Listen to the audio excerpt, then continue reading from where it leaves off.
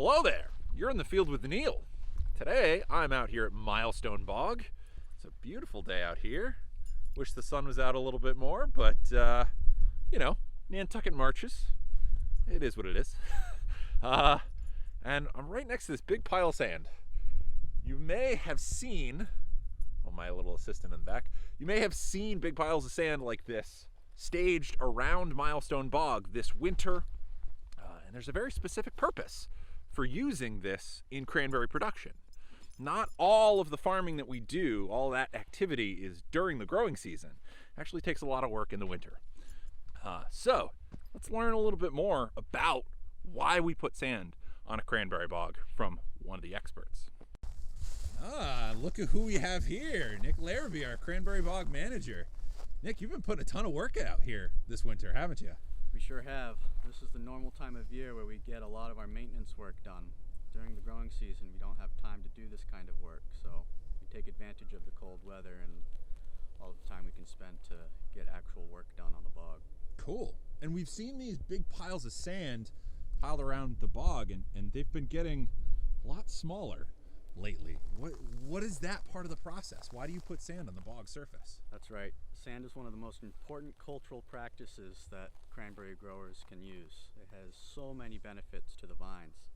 It not only increases the crops, but it'll protect against insects, fungus, help keep your vines conditioned, along with so many other beneficial things. So what do you got there? Well, I'll explain a little bit on how the sand promotes a better crop. I have a part of a runner here, which is part of the trailing vine that the cranberries grow on. Each one of these pieces of growth is called an upright. These are the pieces of growth that create berries. We want to promote as many uprights as we can because, of course, we want the berries to be able to sell at the end of the year. So more uprights means more flowers, and more flowers means more berries that you're going to be harvesting in September and October. That's right. So along these runners, there are individual nodes. Those nodes have a growing point at each one of them. By covering it up with sand, it helps stimulate root growth, which then tells the plant to put out more uprights. As you can see out on this bog, we have millions of uprights that have grown over the years. This bog right here was actually planted in 1857, so it's one of our original heritage bogs. Whoa, so 1857, it's over 150 years old, and it's still producing fruit every year? That's right. That's one of the great benefits of having a perennial crop. Cranberries are extremely hardy. That's some living history right there. That's right. So how many plants would you say that you have, like individual plants? Well, originally they would have planted one cranberry plug per square foot, give or take. So this is an 8-acre bog, so they planted a lot of plugs. But over the years, as I explained, the runners spread out, and as they've been covered with sand, they make more and more uprights. So now you see one large mat of cranberry vines.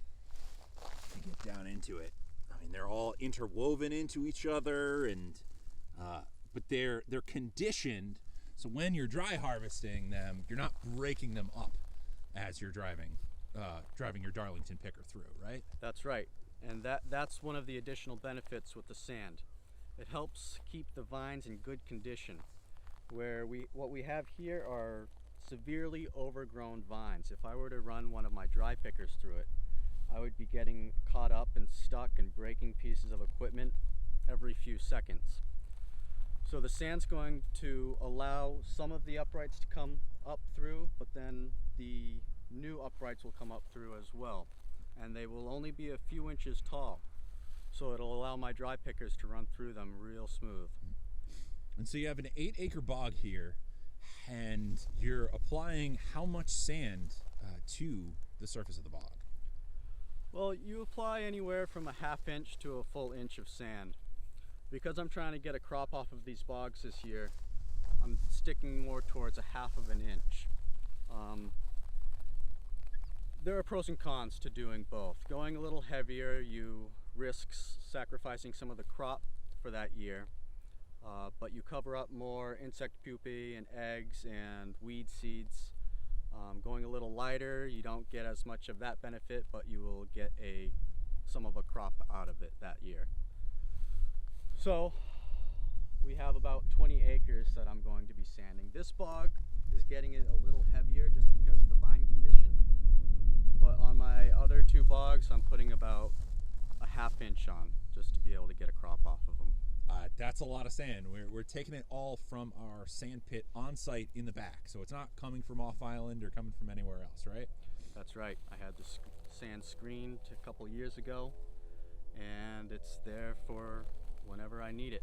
Killer. I should be able to get a couple sandings worth out of the thousands of yards that I had screened a couple years ago. Farmer's work is never done, is it? Never. This is just one part of it. I mean, I still have a whole irrigation project I need to do. Oh man. Yep. So.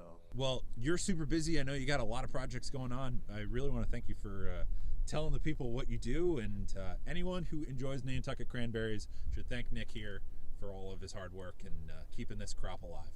Happy to do it. All right, man. See you later.